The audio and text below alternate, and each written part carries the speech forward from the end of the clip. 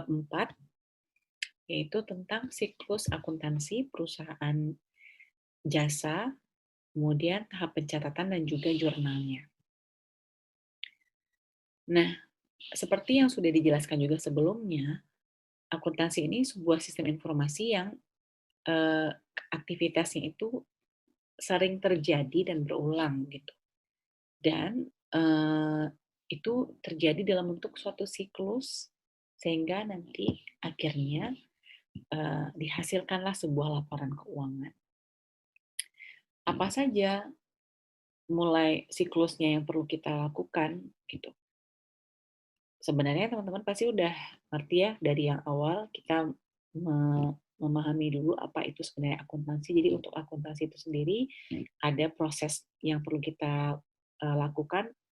Pertama yaitu ada identify atau mengidentifikasi, kemudian kita mengidentifikasi apa saja kegiatan-kegiatan ekonomi atau aktivitas yang terjadi di suatu perusahaan. Kemudian apalagi kita mencatat atau kita record kegiatan tersebut dalam bisa jadi dalam buku harian atau mungkin dalam buku besar begitu apa saja aktivitas ekonomi yang terjadi di perusahaan. Kemudian untuk pengertian akuntansi sendiri adalah yang terakhir kita mengcommunicate, bagaimana kita mengkomunikasikan laporan keuangan yang telah kita buat. Nah, ini merupakan salah satu tahapannya dalam pencatatan. Jadi siklus yang tadi dijelaskan itu kita mulai dari mendokumentasikan transaksi ke dalam bukti-bukti transaksi yang dijadikan sebagai dasar untuk mencatat sampai nanti akhirnya dilaporkan dalam laporan keuangan. Nah, untuk tahapan ini menjelaskan bagaimana proses akuntansi untuk bisa menghasilkan laporan keuangan dalam satu siklus akuntansi. Kita mulai dari misalnya mengumpulkan bukti-bukti, kemudian kita lanjutkan dengan bagaimana tata cara untuk mencatat transaksi tersebut ke dalam buku harian. Kemudian hal ini biasanya dikenal dengan jurnal ya. Kemudian ini sebenarnya jurnal ini adalah book of original entry. Jadi ini adalah pencatatan transaksi yang pertama kali kita lakukan dalam siklus akuntansi. Nah, sampai nanti untuk menghasilkan laporan keuangan nah berikutnya itu akan dibahas di bab berikutnya di 5 dan 6. Nah, jadi untuk jurnal ini adalah benar-benar dasar untuk sebagai seorang akuntan harus bisa mencatat transaksi-transaksi yang ada yang dilakukan oleh suatu perusahaan. Karena ini adalah basic-nya. Karena ini yang akan nanti menjadi acuan untuk kita bisa menyiapkan laporan keuangan. Oke. Nah, tujuan pembelajaran dalam bab ini adalah agar teman-teman bisa mengerti dan memahami apa saja siklus satu proses akuntansi, kemudian apa saja bukti transaksi dan juga peranannya, kemudian pengertian dan pentingnya jurnal, apa saja jenis-jenis buku jurnal, kemudian pencatatan transaksinya ke dalam jurnal. Oke. Nah, sebelumnya di bab 2 sudah dibahas ya bagaimana tahapan atau transaksi mekanisme yang mempengaruhi aset misalnya. Liabilitas, ekuitas, sampai nanti dihasilkan laporan keuangan. Oke. Jadi tadi kemarin yang sudah kita bahas, jadi ketika ada suatu aktivitas ekonomi atau transaksi tersebut, setidaknya ada 2 pos atau 2 akun yang berpengaruh, ya. Jadi kalau misalnya contohnya apa? Ketika ada pembelian aset, kalau di sini contohnya pembelian aset tetap secara kredit kan. Jadi kalau misalnya aset tetap secara kredit, ya otomatis pertama yang berpengaruh apa? Aset tetap, ya. Kemudian hutang atau liabilitas karena dia belinya secara kredit bukan secara cash, gitu kan? Nah, kemudian bisa saja suatu transaksi itu bisa mempengaruhi satu ada liabilitas dan juga satu lagi equity. Contohnya di sini misalnya pengakuan atas biaya yang belum dibayar, jadi ada biaya listrik, jadi transaksinya itu mempengaruhi ekuitas karena timbul adanya biaya di situ dan harus dibayar, gitu kan? Oke, kemudian sebenarnya untuk mencatat itu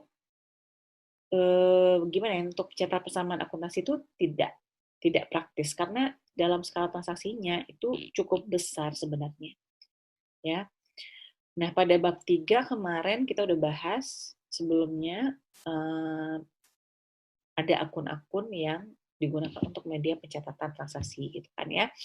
Nah, bagaimana kita bisa tahu nilai-nilai yang kita masukkan dalam debit dan kredit itu benar-benar tidak ada missing missing data atau mungkin ada kesalahan transposisi dalam pencatatan. Nah, itu dikontrol melalui neraca saldo yang nantinya akan kita bisa susun di akhir apakah jumlah debit dan kreditnya itu sama gitu ya.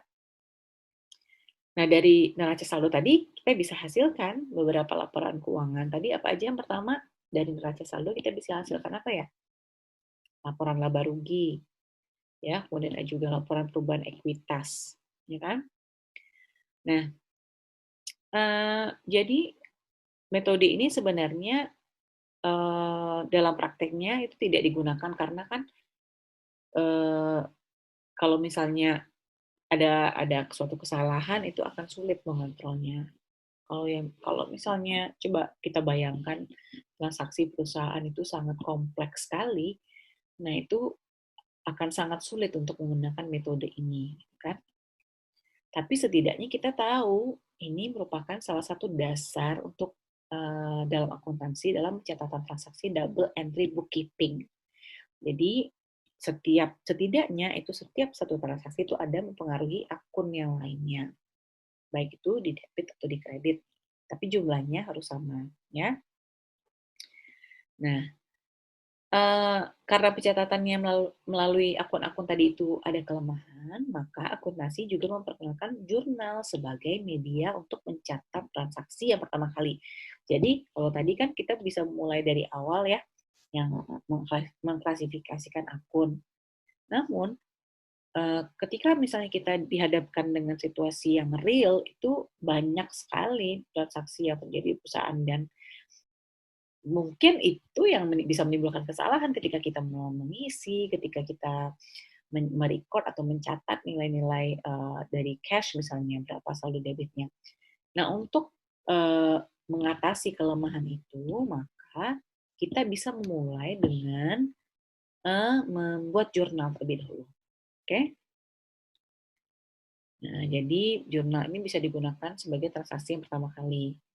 Jadi dalam bab ini sampai nanti berikutnya itu kita akan berbicara tentang proses atau siklus akuntansi ya yang ini sebenarnya merupakan kegiatan utama dalam penyelenggaraan akuntansi. Oke. Jadi nanti akan dibagi pemahamannya dalam beberapa bagian. Pertama, untuk perusahaan yang bergerak di sektor jasa, kemudian perusahaan yang bergerak di sektor perdagangan, kemudian ketiga itu siklus akuntansi untuk perusahaan yang bergerak di sektor manufaktur. Ya, jadi ada jasa, perdagangan, dan manufaktur. Nah, untuk bab 4 dan 5, 4, 5 dan 6 nantinya itu akan membahas perusahaan yang bergerak di sektor jasa.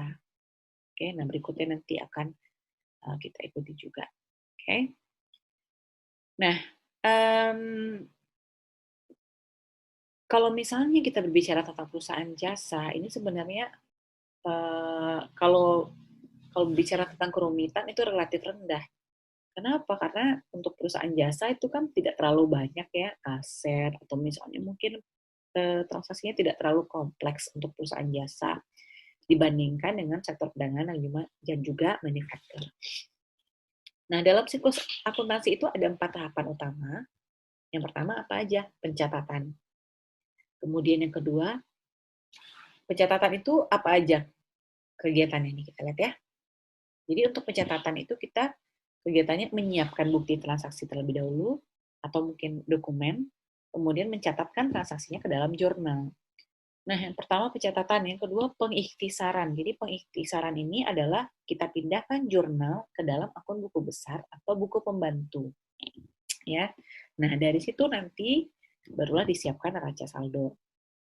Nah, dalam Tahapan ketiga itu pelaporan. Jadi dalam tahapan pelaporan ini, kegiatannya itu adalah kita mengumpulkan data dan membuat jurnal penyesuaian, serta nanti akan dipindahkan ke akun buku besar. Kemudian juga kita akan menyiapkan worksheet atau kertas kerja, sehingga nanti menyusun laporan keuangan.